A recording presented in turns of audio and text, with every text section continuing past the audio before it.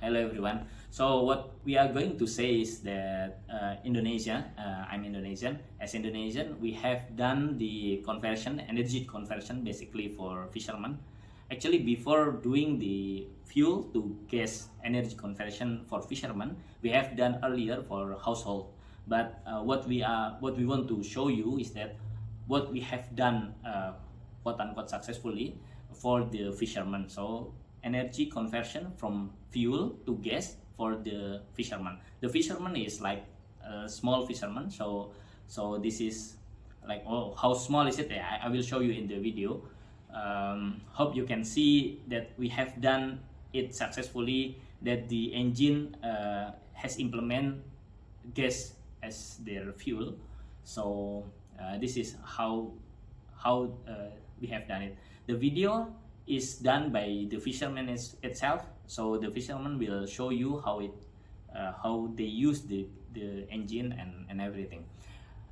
But the main thing is that why I show you this video is that this video is actually related to my dissertation, which is basically doing intervention for them to make them use the gas.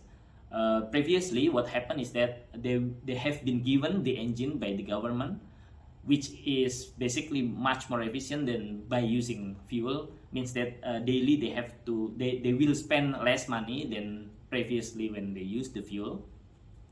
But they think that this engine is dangerous and everything, so that they don't want to use it.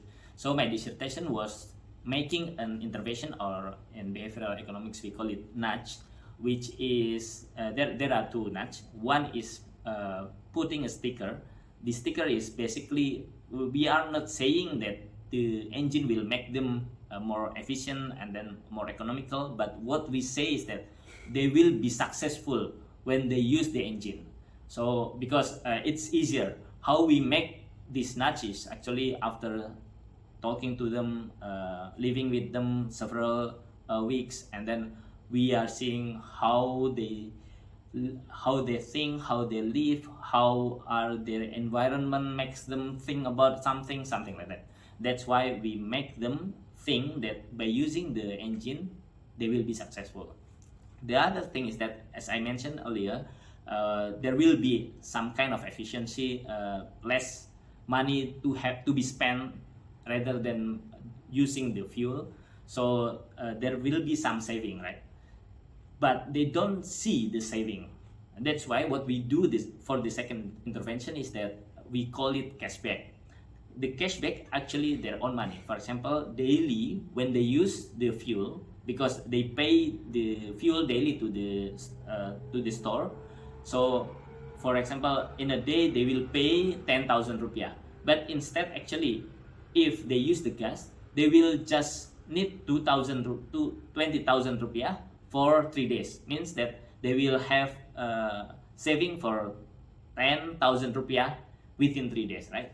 So what they do is that they will still spend 10,000 rupiah for each day to the store, but the store will give them the gas instead of the fuel.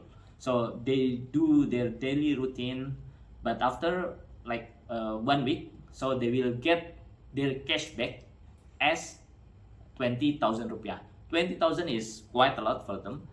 They can buy rice for food for about like let's say, even for some family, it means like the saving will give them food for 2 weeks or even for 1 week lah. So they don't have to spend another thing for buying the food. Yeah, something like that. The dissertation was really complex, so we also see how they interact with each other and how big is the community, something like that. That's why we did it. That's how we did the RCT, randomized controlled trial. So those 3 trials means that there were 3 groups. One is the one that we have given sticker as their reputation for their knowledge, and the other one is the nudge of cashback.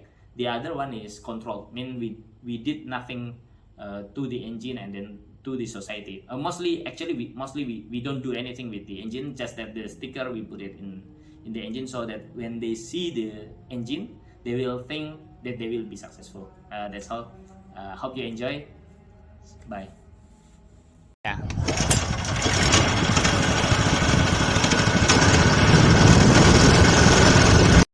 Buka. Langsung ini nyalain. Ini nyalain. On off. Tarik.